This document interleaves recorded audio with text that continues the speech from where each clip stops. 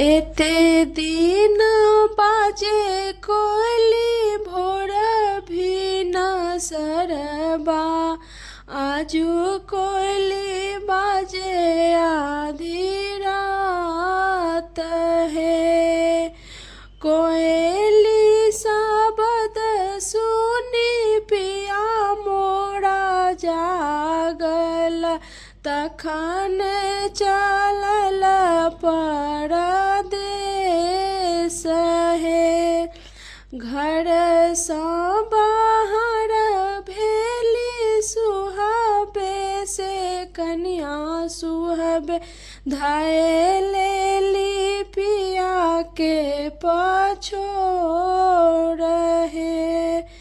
अपने तज छी प्रभु देशरे विदेशबा हमारो के कहाँ छोड़ने जाई है।